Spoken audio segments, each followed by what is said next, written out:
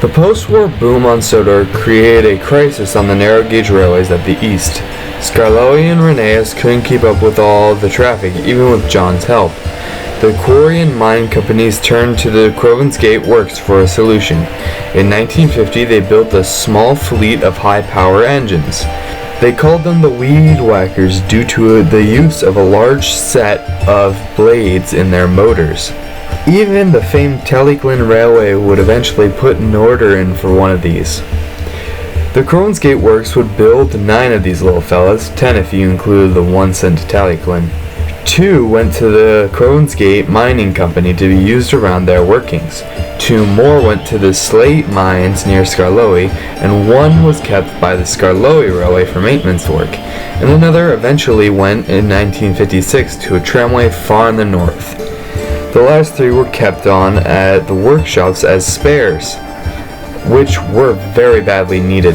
You see, these things were notoriously inconsistent runners. While able to handle heavy loads, they often had running issues. This was why the works had kept a number of backups, just in case. In 1958, the Skarloey Railway replaced their Weed Whacker and got a spare engine to look after all their trains. The Weed Whacker was kept on for pilot work at Crovan's Gate. The same year, the Boulder Mountain coal mine closed down, and John was sold to the slate quarries. These units he replaced were scrapped.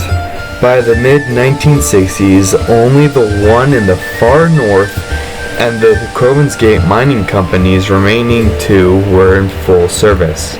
When the mines closed in 1983, the units working for them were scrapped.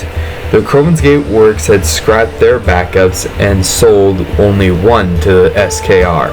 In the modern day, only 3 of the original 9 survive.